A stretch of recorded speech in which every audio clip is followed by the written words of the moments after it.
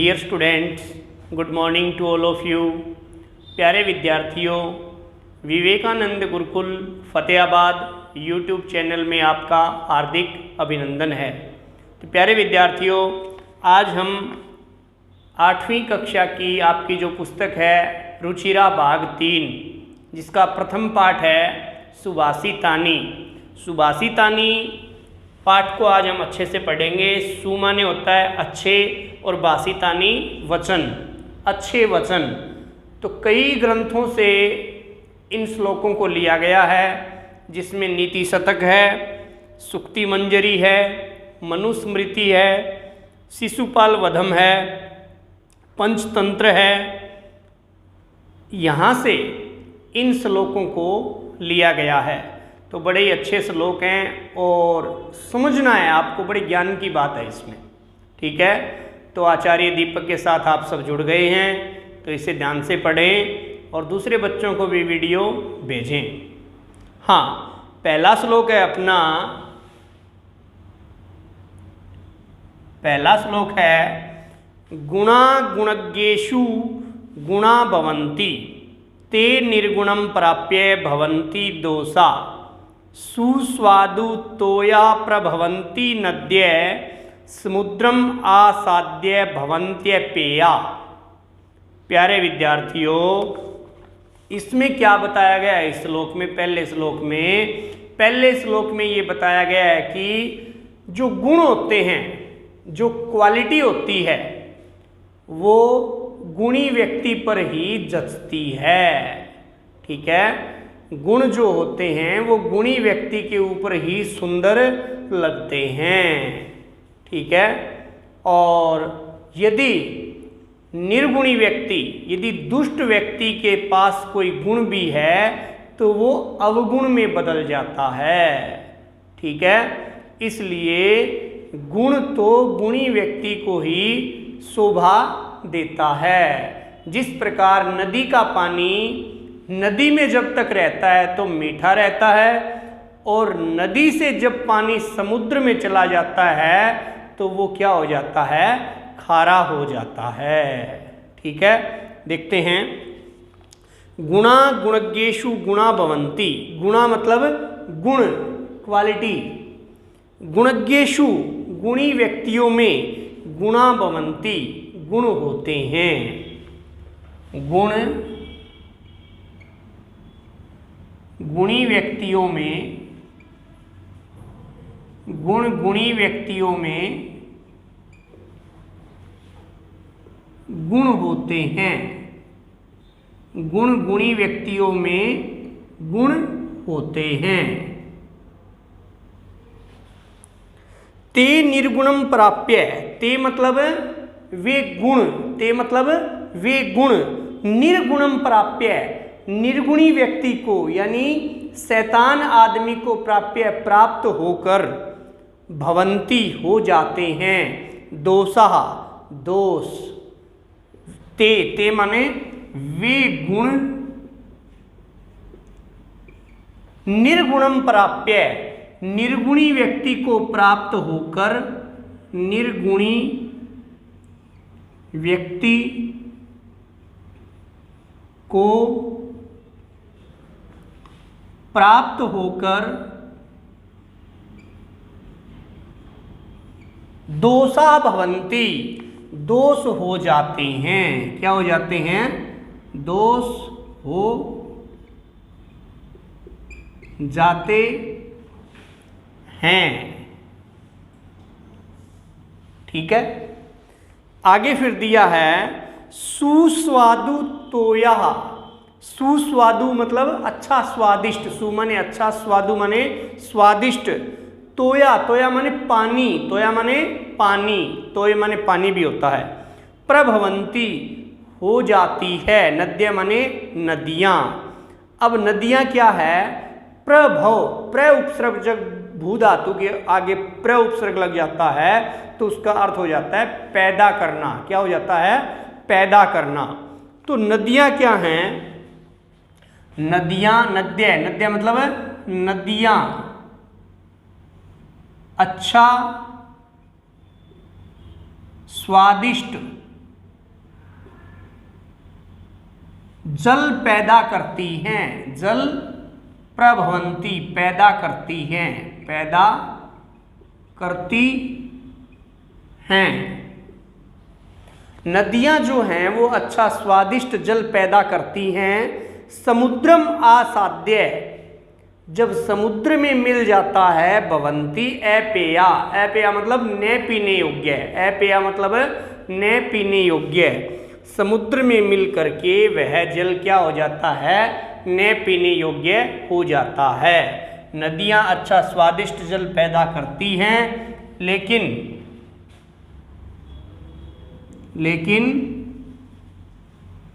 समुद्र में मिलकर, समुद्र में आसाद्य मिलकर जो सुस्वादु तोया, जो स्वादिष्ट जल है भवंती हो जाता है। अपेया न पीने योग्य, पानी जो है न पीने योग्य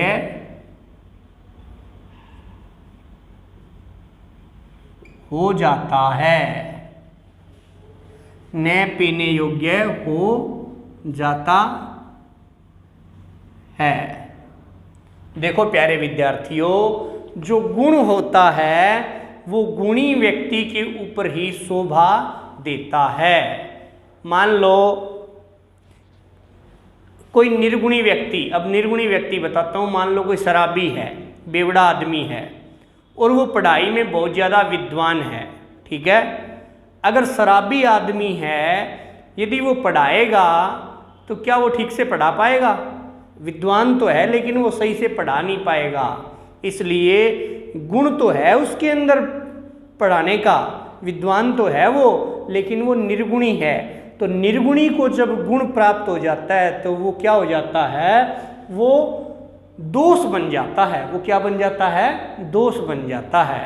तो यही बात बेटा इसमें समझाई गई है कि गुणा गुणज्ञेषु गुणा भवन्ति, गुण गुणी व्यक्तियों में गुण होते हैं। ते निर्गुणम प्राप्य, वे जो गुण हैं वो निर्गुणी व्यक्ति को प्राप्त करके, दुष्ट व्यक्ति को प्राप्त करके दोषा भवन्ति, दोष हो जाते हैं। और फिर क्या कहा गया है, नद्य, नदियाँ सुस्वादु तोया प्रभवन्ति, अच्छा सुंदर स्वादिष्ट जल पैदा करती है।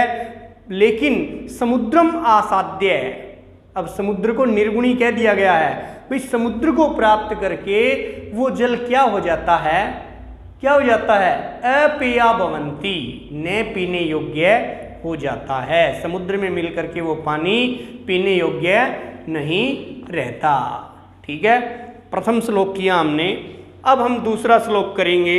इसको मैं रब कर रहा हूँ, बेटे स्क्रीनशॉट लेते रहना ताकि आप नोटबुक अच्छे से तैयार कर सको।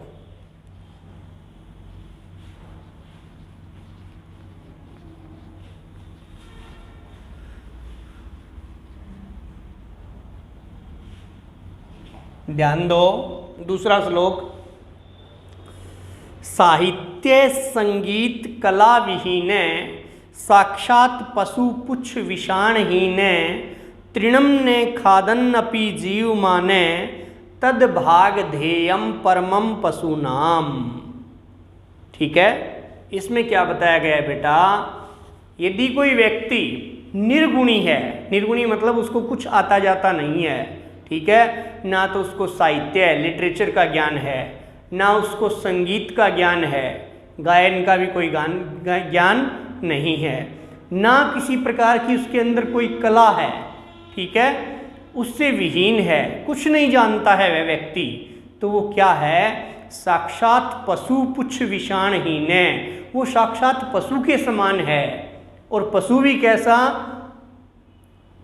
पुच्छ विषाणहीन है, पुच्छ माने बिना पूंछ का, और विषाण, विषाण माने सींग, मतलब वो आदमी कैसा है, वो बिना सींग का और बिना पूंछ का क्या है, पशु है। ठीक है, जिस व्यक्ति को कुछ आता जाता नहीं है वो व्यक्ति कैसा है, बिना सींग का और बिना सींग का और बिना पूंछ का क्या है, पशु है।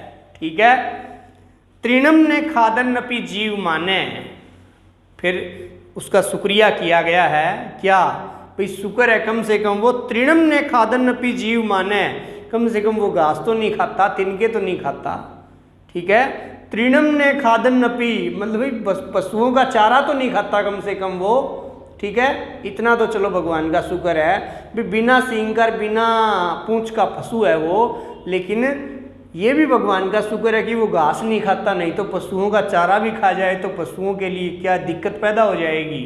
ठीक है, तो तृणम ने खादन नपी जीव माने, भाई घास को न खाता हुआ और वो जीवित रहता हुआ। तद भाग धेयम परमम पशुनाम, ये पशुओं के लिए परमम माने बड़े, भाग धेयम सौभाग्य की बात है, बड़ी अच्छी बात है, कम से कम पशुओं वाला चारा तो वो नहीं खाता। ठीक है, देखो इस श्लोक को मैं लिखता हूं, दूसरा श्लोक, साहित्य संगीत और कला से रहित व्यक्ति साक्षात बिना पूंछ और सींग के पशु के समान है, पशु के समान है। तृणम ने खादन नपी, घास, तृणम मतलब है घास, ने खाता हुआ, घास ने खाता हुआ, जीवित रहता हुआ, घास ने खाता हुआ जीवित रहता हुआ या जीता हुआ। तद भाग धेयम परमम पशुनाम, ये पशुओं के लिए, ये पशुओं के लिए, यह पशुओं के लिए, पशुओं के लिए परमम, परमम मतलब बड़े, भाग देयम बड़े सौभाग्य की बात है। ठीक है, ध्यान दो, साहित्य संगीत और कला से रहित व्यक्ति, जो व्यक्ति ना तो साहित्य का ज्ञाता है, ना तो साहित्य जानता, ना संगीत जानता और किसी प्रकार की कोई कला भी नहीं जानता, तो वो क्या है, साक्षात बिना पूंछ और सींग के पशु के समान है। बिना पूंछ और सींग का कोई पशु है तो उसके समान है वो। घास ने खाता हुआ जीवित रहता हुआ, यह पशुओं के लिए बड़े सौभाग्य की बात है, कम से कम पशुओं वाला चारा तो नहीं खा रहा, पशुओं के चारे की बचत तो हो रही है। ठीक है, अगला श्लोक, लुब्धस्य, इसका स्क्रीनशॉट ले लो बेटा नोटबुक, ताकि आप अच्छे से तैयार कर सको। तीसरा श्लोक देखो बेटे, तीसरा श्लोक क्या है, तीसरा श्लोक बड़ा ही अच्छा है, नीति की बात है इसके अंदर। क्या है, लुब्धस्य नश्यति यस्य पिशुनस्य मैत्री, नष्ट क्रियस्य कुलम अर्थपरस्य धर्मे, विद्याफलम व्यसनीने कृपणस्य सौख्यम, राज्यम प्रमत्त सचिवस्य नराधिपस्य। बड़ा ही अच्छा सुंदर श्लोक है। क्या कहा गया है बेटे इसमें, इसमें कहा गया है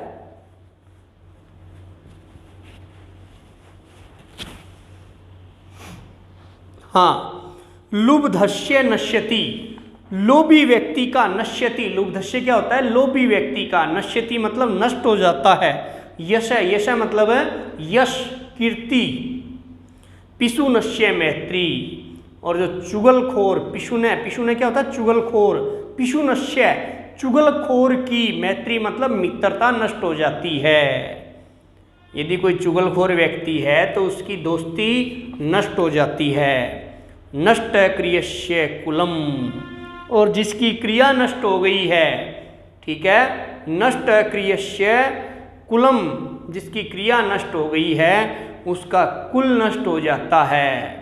और अर्थपरस्य धर्मे, अर्थपरस्य धर्मे मतलब जो स्वार्थी व्यक्ति है उसका धर्म नष्ट हो जाता है। और विद्याफलम व्यसनिने, और जो व्यसनी व्यक्ति है, व्यसनी व्यक्ति मतलब जो बुरी आदतों वाला है, ठीक है, जो व्यसन करता है, बुरी आदतों वाला है, उसका विद्याफलम, विद्या का फल नष्ट हो जाता है। और कृपणस्य सौख्यम, और जो कंजूस आदमी है, कृपण आदमी है, कंजूस आदमी, उसका सौख्यम, सुख नष्ट हो जाता है।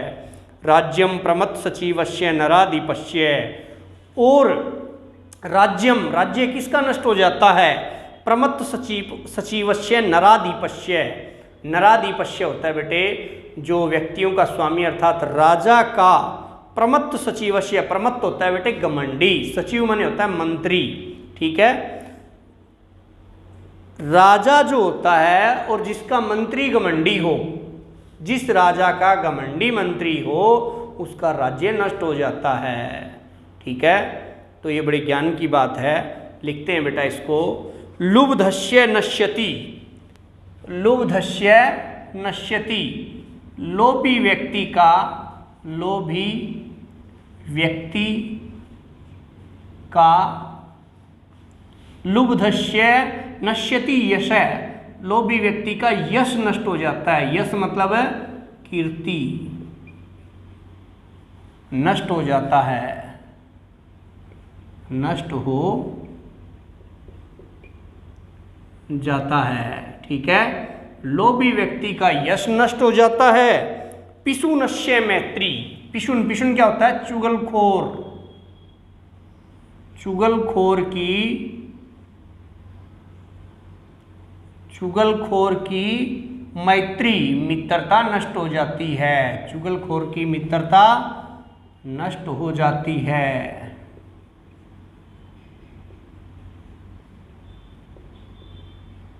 ठीक है, जो चुगलखोर आदमी होता है उसकी मित्रता क्या हो जाती है, नष्ट हो जाती है। और आगे दिया गया है नष्ट क्रियस्य कुलम, और जो आलसी व्यक्ति होता है जिसकी क्रियाएं नष्ट हो गई, यानी आलसी व्यक्ति का, आलसी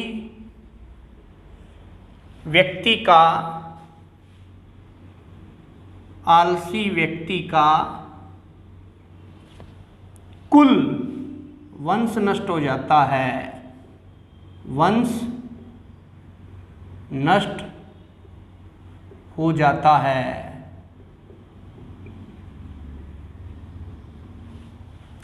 मतलब जो क्रियाशील नहीं है, जो एक्टिव नहीं है, उसका क्या हो जाता है, वंश नष्ट हो जाता है। और अर्थपरस्य धर्मे, अर्थ पर होता है स्वार्थी व्यक्ति, अर्थपरस्य क्या होता है, स्वार्थी व्यक्ति, स्वार्थी व्यक्ति का,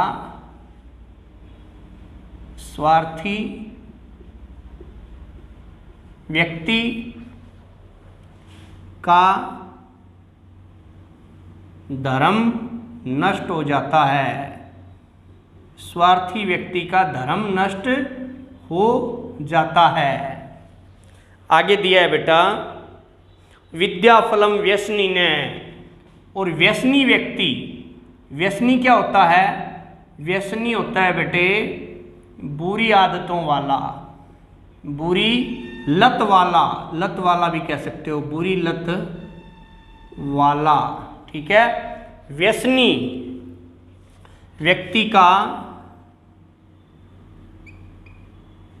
विद्या का फल नष्ट हो जाता है, विद्या का फल नष्ट हो जाता है,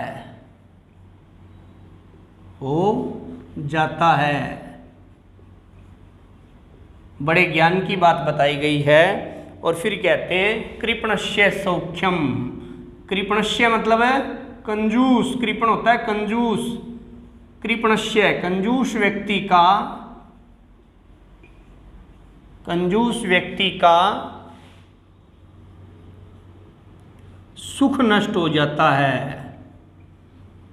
क्योंकि कंजूस आदमी क्या सोचता है, ओहो मेरे 2 रुपये वहाँ लग गए, मेरे 5 रुपये वहाँ लग गए, मेरे 20 रुपये वहाँ लग गए, वो हिसाब किताब लगाता रहता है सारा दिन।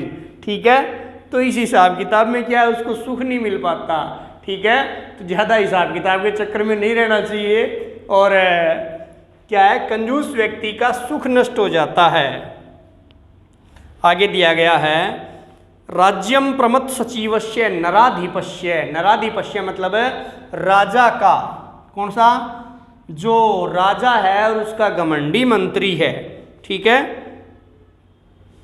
घमंडी मंत्री वाले प्रमथ, प्रमथ क्या होता है, घमंडी, घमंडी सचिव मंत्री वाले नराधिपस्य राजा का राज्य नष्ट हो जाता है, राजा का राज्य नष्ट हो जाता है।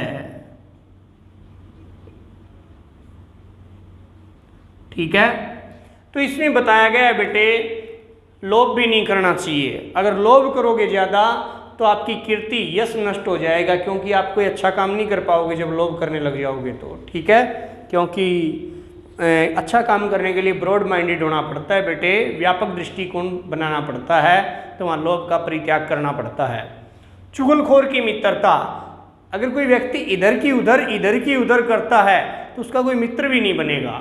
ठीक है, क्योंकि सब कहेंगे कि ये तो चुगलखोर है, तेरी बात लेकर के दूसरों को बता देता है, मेरी बात लेकर के दूसरे को बता देता है। ठीक है, आलसी व्यक्ति का कुल नष्ट हो जाता है। आलसी व्यक्ति जो कुछ काम नहीं करता, सारे दिन सोता है।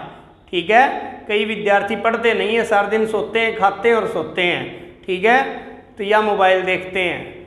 ठीक है, तो इसलिए आलसी व्यक्ति का कुल नष्ट हो जाता है और स्वार्थी व्यक्ति का धर्म नष्ट हो जाता है। जो व्यक्ति स्वार्थ के वशीभूत हो जाता है उसका धर्म भी नष्ट हो जाता है, चाहे उसे किसी धर्म में परिवर्तित कर दो वो कुछ नहीं बोलेगा। ठीक है, और व्यसनी, बुरी लत वाला व्यक्ति जो है उसका विद्या का फल नष्ट हो जाता है। व्यसनी व्यक्ति का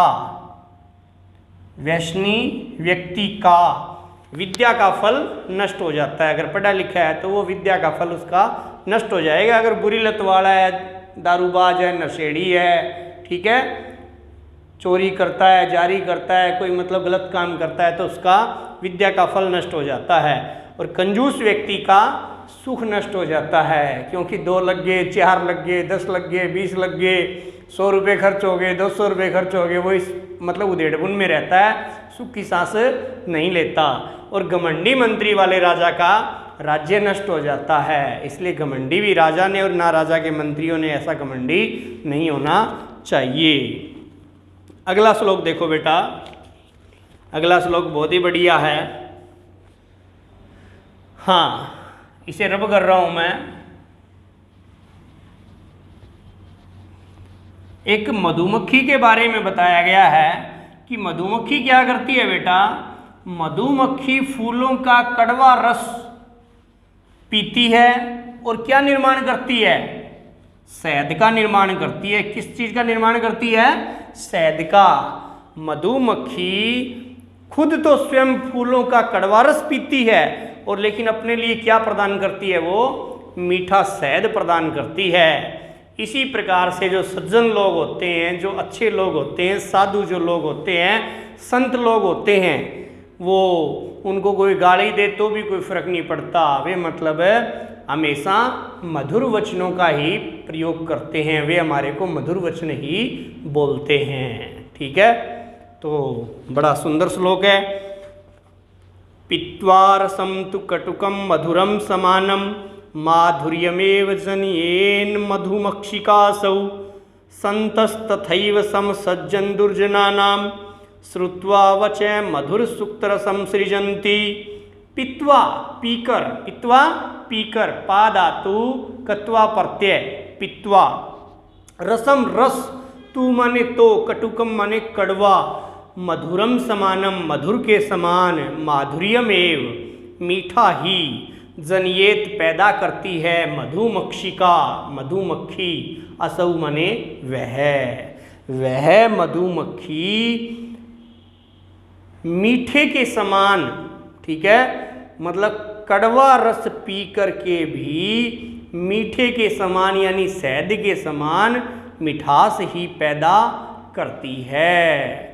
संतस तथैव, तथैव माने वैसे ही, संत है, संत माने सज्जन लोग, संत लोग, सम सज्जन दुर्जनाम, वो क्या है, सम सज्जन, सज्जनों के समान, वैसे ही जो संत लोग हैं सज्जनों के समान, दुर्जना नाम वचय श्रुत्वा, दुर्जनों के वचन सुन करके, दुष्ट व्यक्तियों के वचन सुन करके भी मधुर सुक्त रसम सृजंती, मीठे शहद के समान मीठे वचनों का उच्चारण करते हैं, यानी मीठे वचन पैदा करते हैं। ठीक है, सीधी सी बात समझो ध्यान लगा करके। बेटा एक मधुमक्खी होती है, वो फूल का कड़वा रस पी करके भी क्या पैदा करती है, मीठा शहद पैदा करती है। उसी प्रकार जो संत लोग होते हैं, जो सज्जन लोग होते हैं, वो दुष्टों की गालियां सुन करके भी बुरा नहीं बोलते, वो क्या बोलते हैं, मीठे वचन ही बोलते हैं। ठीक है, ये बात कही गई है बेटा इसमें, तो मैं लिखता हूं इसको। वह मक्खी, कौन सी मक्खी, मधुमक्खी, वह मक्खी, कौन सी मक्खी, मधुमक्खी, मधुमक्खी, हाँ, कड़वा रस पीकर के भी, कड़वा रस पीकर भी, कटुकम, कटुकम क्या होता है, कड़वा, कड़वा रस पीकर भी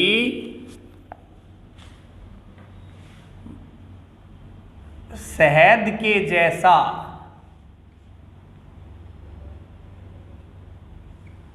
मीठा रस, शहद के जैसा मीठा रस यानी शहदी, जनियत पैदा करती है, पैदा करती है। बेटा क्या बताया गया है, वह मक्खी, मधुमक्खी कड़वा रस पीकर भी शहद के जैसा मीठा रस पैदा करती है, यानी शहद पैदा करती है। उसी प्रकार से तथैव, तथैव होता है बेटे वैसे ही, तथैव क्या होता है, वैसे ही। संत, संत माने संत लोग, संत लोग, सम सज्जन, सज्जनों के समान, संत लोग सज्जनों के समान, दुर्जना नाम वचय श्रुत्वा, दुष्ट लोगों के, दुर्जन क्या होता है, दुष्ट, दुष्ट लोगों के, दुष्ट लोगों के वचय श्रुत्वा, वचन सुनकर, दुष्ट लोगों के वचन श्रुत्वा, सुनकर, श्रु धातु कत्वा प्रत्यय, सुनकर, मीठे वचन पैदा करते हैं, मीठे वचन बोलते हैं, मीठे वचन बोलते हैं। ठीक है बेटा, देखो ध्यान दो, इसमें सीधी सी दो ही बात बताई गई है, ध्यान दो। एक मधुमक्खी होती है बेटा, वो कड़वा रस पी करके भी कटुकम रसम पित्वा क्या करती है, मधुर मीठा जो शहद है, माधुर्यम जनियत मीठा शहद पैदा करती है। तथैव वैसे ही जो संत सज्जन लोग हैं, जो संत लोग हैं, सम सज्जन दुर्जना नाम वचय श्रुत्वा, वो सज्जनों के समान दुर्जनों के वचन सुन करके, दुष्ट लोगों की गालियां सुन करके भी क्या करते हैं, मधुर सुक्त रसम सृजंती, मीठे वचनों का उच्चारण करते हैं, मीठे वचन बोलते हैं। ठीक है बेटा, अगला देखो 5वां श्लोक, बहुत ही सुंदर श्लोक है 5वां श्लोक। 5वां श्लोक पढ़ोगे तो बहुत ही आनंद आएगा। ठीक है, क्या है कि एक बात कही गई है, परिश्रम से सभी कार्य सफल होते हैं। एक कौवे वाली कहानी सुनी है ना आपने? कौवे ने परिश्रम किया, वो कंकड़ पत्थर चुप करके लेके आया, घड़े में डाले। थर्स्टी क्रो तो सुनी है आपने, पढ़ी है ना? तो थर्स्टी क्रो क्या होता है? इधर उधर देखता है, ठीक है, लेकिन अंत में वो पानी पीने में सफल होता है और उसने अपनी प्यास बुझाई और फ्ल्यू अवे, दूर उड़ गया। ठीक है, तो इसी प्रकार इसने बताया है कि जो व्यक्ति मेहनत नहीं करता और पड़े पड़े चारपाई में ये सोचता रहता है, ओहो मेरे पास तो गाड़ी होनी चाहिए, मेरे पास तो बुलेट मोटरसाइकिल होना चाहिए, ठीक है, मतलब ख्वाब लेता रहता है, सोचता रहता है, ये उन बच्चों के लिए श्लोक है। क्या बताया इसमें? विहाय पौरुषम यो ही दैवम अवलंबते प्रासाद सिंहवत तस्य मूर्धनि तिष्ठन्ति वायसा। क्या कहा गया है बेटा?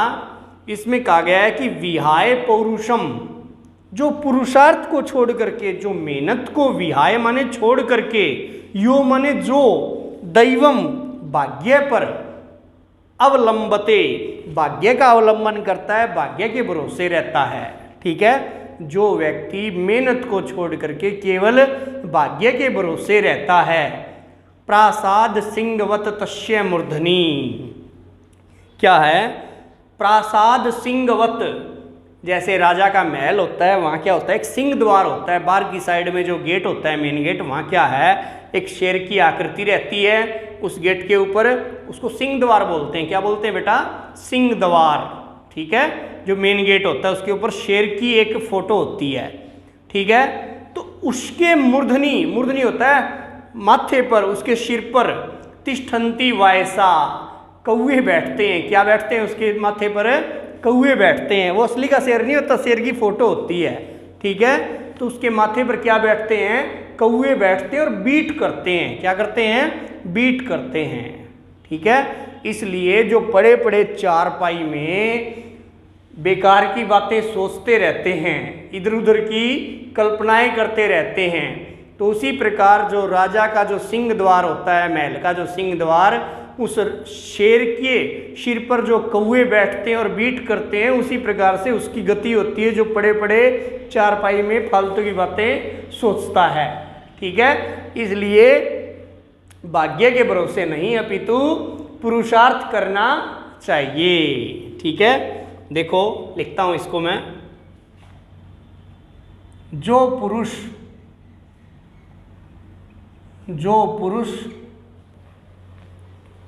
पौरुषम विहाय, पौरुषम होता है बेटे पुरुषार्थ, और पुरुषार्थ होता है बेटे मेहनत, पुरुषार्थ ऑब्लिक मेहनत। जो पुरुष मेहनत को छोड़कर, विहाय, विहाय माने क्या होता है बेटे? छोड़कर। जो पुरुष पुरुषार्थ मेहनत को छोड़कर दैवम अवलंबते, भाग्य का अनुसरण करता है, भाग्य का अनुसरण करता है, भाग्य का अनुसरण करता है, अवलंबते अनुगमन करता है या अनुसरण करता है। ठीक है, जो व्यक्ति पुरुषार्थ को छोड़ करके केवल भाग्य का अवलंबन करता है, अभी भाग्य में जो होगा वो ठीक होगा, मतलब भाग्य में जो लिखा होगा वही होगा, ऐसा नहीं है। कर्मण्येवाधिकारस्ते मा फलेषु कदाचन, आप कर्म करिए, आपको फल जरूर मिलेगा। ठीक है, प्रासाद सिंहवत तस्य मूर्धनि तिष्ठन्ति वायसा। क्या है?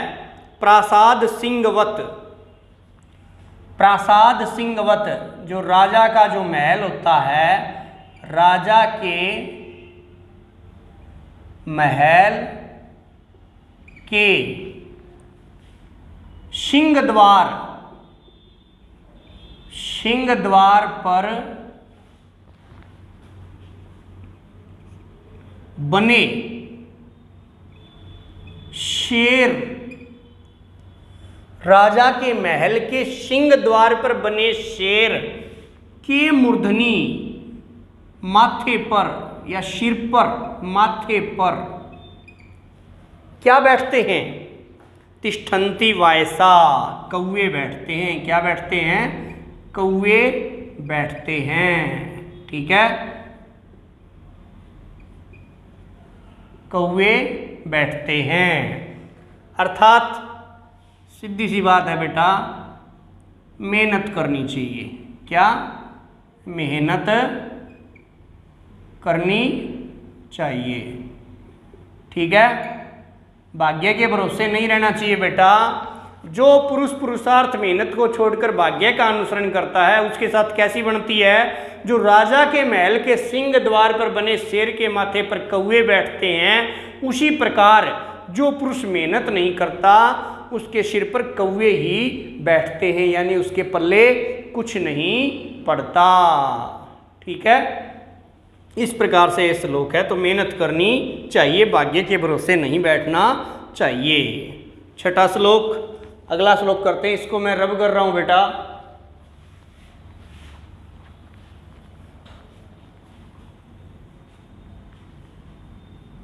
बहुत ही सुंदर श्लोक है अगला श्लोक है। पेड़ों के जो पेड़ हैं, अब कहते हैं नदियाँ न पिए कभी अपना जल, वृक्ष न खाए कभी अपना फल। तो वृक्ष कभी भी अपना फल नहीं खाते और वृक्ष हमेशा परोपकारी होते हैं, दूसरों का भला करने वाले होते हैं। कैसे? इसमें दिया गया है बेटे, पुष्प पत्र फलच्छाया, मूल वल्कल दारु भी, धन्या महीरुहा, ये शाम विमुखम यान्ति नार्थिने। अब जो पेड़ हैं, सीधी भाषा में समझो बेटा इस बात को, जो पेड़ हैं वो हमें क्या क्या देते हैं? अगर हमें फल की जरूरत पड़ती है तो फल भी देते हैं, छाया भी देते हैं, और कई बार कई जो पेड़ पौधे हैं उनकी जड़ों से दवाई बनती है तो वो हमें जड़ भी देते हैं। वल्कल, वृक्ष की छाल से भी कई प्रकार की दवाई बनती है तो हमें छाल भी देते हैं, और ईंधन के लिए हमारे को लकड़ियाँ भी प्रदान करते हैं, फूल भी देते हैं। ठीक है, तो फूल, फल, छाया, लकड़ी, वल्कल, पेड़ तो बड़ा ठाठ करता है, तो पेड़ का बड़ा महत्व है। यानी एक पेड़ को पाल लो और 100 पुत्रों को पाल लो तो बेटे बराबर है। यानी एक पेड़ का इतना महत्व है। पेड़ हमारे लिए क्या है? क्या जनरेट करते हैं? ऑक्सीजन जनरेट करते हैं बेटे। क्या करते हैं? ऑक्सीजन। ठीक है, पेड़ हमारे सांस लेने में भी सहायक हैं। ठीक है, इसलिए अधिक से अधिक पेड़ लगाएं, और कोई पेड़ पौधा दिख रहा है आपको, कोई छोटा है, उसको पालें अच्छी तरह से। ठीक है, तो देखो, पुष्प पत्र फलच्छाया, पुष्प माने फूल, पत्र मतलब पत्ते। क्या? पत्ते। अब जैसे नीम के पत्ते हैं, फल तो सबको पता ही है, पुष्प, फूल हम प्रयोग करते हैं कई बार। अब जैसे गुलाब के फूल हैं तो उसका हम क्या बनाते हैं? गुलकंद। ठीक है, पत्र, पत्ते, जैसे नीम के पत्ते हैं। जब हम गेहूं टंकी में भरते हैं, जो टंकी होती है अपनी गेहूं की टंकी, उस टंकी में हम गेहूं डालते हैं तो नीम के पत्ते डालते हैं हम कई बार। पता है क्या आपको? तो नीम के पत्ते क्या है? उस गेहूं को संरक्षित करते हैं, मतलब कीड़ा इत्यादि लगने से हमारे गेहूं को स्वच्छ रखते हैं नीम के पत्ते। ठीक है, फल भी हम पेड़ों से लेते हैं, छाया, उनके नीचे बैठ के हम आराम करते हैं, और मूल होता है जड़। क्या? जड़। और वल्कल क्या होता है बेटा? पेड़ की छाल। और दारू भी होता है बेटे लकड़ियों से। धन्या महीरुहा, धन्य है महीरुहा, मही होता है बेटे धरती। मही क्या होता है? धरती। और जो धरती में उगे उनको बोलते हैं महीरुहा। मतलब पेड़ क्या हैं? धन्य हैं। क्या है? धन्य हैं पेड़। ये शाम विमुखम यान्ति नार्थिने, ये शाम जिनके जिनके पास कोई आता है तो विमुखम यान्ति, कोई विमुख नहीं होता, कोई दुखी नहीं होता, कोई उदास नहीं होता, कोई खाली हाथ नहीं लौटता। न अर्थिने, जो अर्थी लोग हैं यानी याचक लोग हैं, जो मांगने वाले लोग हैं, जो चाहने वाले लोग हैं, वो खाली विमुख होकर के वहाँ से वापिस नहीं जाते, उदास होकर के नहीं जाते। ठीक है, तो पेड़ों का महत्व इसमें बताया गया है। क्या लिखता हूँ बेटे, छठा श्लोक। हाँ, फूल, पुष्प, पत्र, पत्ते, फूल, पत्ते, फल, छाया, जड़,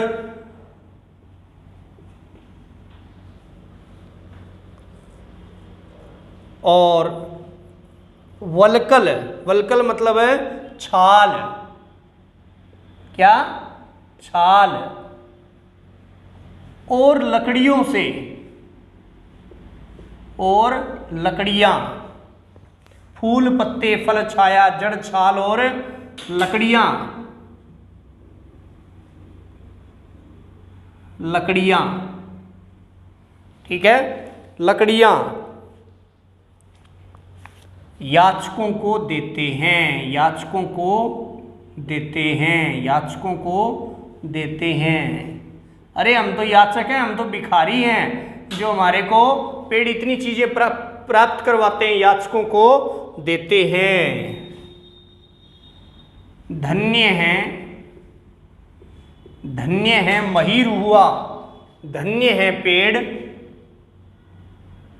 जो याचकों को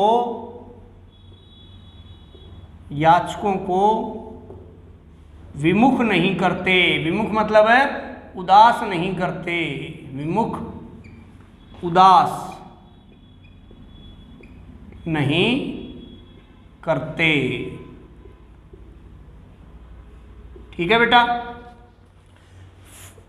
जो पेड़ हैं हमें फूल, पत्ते, फल, छाया, जड़, छाल और लकड़ियां याचकों को देते हैं, जो मांगने जाते हैं उनको। धन्य है पेड़ जो याचकों को विमुख उदास नहीं करते, विमुख नहीं करते। ठीक है, अगला श्लोक देखो बेटे, बहुत ही अच्छा नीति का श्लोक है। कई बार क्या होता है, बड़ा सुंदर श्लोक दिया गया है, इसको मैं रब कर रहा हूं। हाँ, तो इस श्लोक में ये कहा गया है कि कई लोग क्या करता है, जब आफत आ जाती है ना, तब वो आफत के निवारण के लिए भागते हैं। ये उन विद्यार्थियों के लिए भी है जो समय अनुसार अपना काम नहीं करते, जो समय पर अपना काम नहीं करते, उन विद्यार्थियों के लिए भी ये बात कही गई है। ठीक है, बड़ा सुंदर श्लोक है, सुनो ध्यान से, ध्यान दो इधर। चिंतनिया ही विपदाम आदावेव प्रतिक्रिया ने कूप खननम युक्तम प्रदीप्ते वहनिना गृहे। ठीक है, देखो बच्चों, चिंतनिया ही विपदाम, जब विपत्ति आ जाए, जब विपत्ति आ जाए उससे पहले ही उसका प्रतिकार, प्रतिकार मतलब है भाई उसका क्या मतलब उपाय होना चाहिए, उसका उपाय सोच लेना चाहिए। विपत्ति आने से पहले ही, समस्या आने से पहले ही उसका उपाय सोच लेना चाहिए। ने कूप खननम युक्तम प्रदीप्ते वहनिना गृहे। ने कूप खननम, कुआं खोदना ठीक नहीं है। कब? जब घर में आग लग जाए तो क्या कुआं खोदना ठीक रहता है? घर में आग लगने पर कोई व्यक्ति कह दे भी मैं तो अब कुआं खोदूंगा और इसमें से पानी निकाल के फिर आग बुझाऊंगा, तो क्या ये सही बात है? ये सही बात नहीं है। क्या कहने का मतलब है कि समस्या आने से पहले ही उसका प्रतिकार, प्रतिक्रिया, प्रतिकार यानी उसका उपाय सोच लेना चाहिए, चिंतनिया सोच लेना चाहिए। ने कूप खननम, ने माने नहीं, कूप खननम कुआं खोदना, युक्तम उचित है, प्रदीप्ते वहनिना गृहे घर में, वहनिना अग्नि, प्रदीप्ते लग जाने पर, घर में आग लग जाने पर कुआं खोदना ठीक नहीं है। ठीक है, कहने का मतलब समस्या का पहले ही, 7वां श्लोक बेटा क्या बताया गया है इसमें, पहले ही, आदावेव पहले ही, आदव प्लस एव पहले ही, विपदाम समस्या, पहले ही समस्या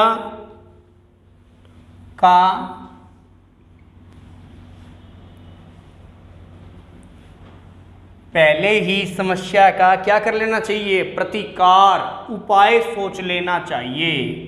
पहले ही समस्या का उपाय सोच लेना चाहिए, चिंतनिया सोच लेना चाहिए।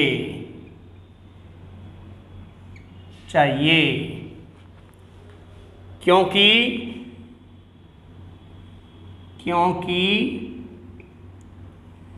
घर में गृहे, घर में वहनिना प्रदीप्ते, घर में आग लग जाने पर,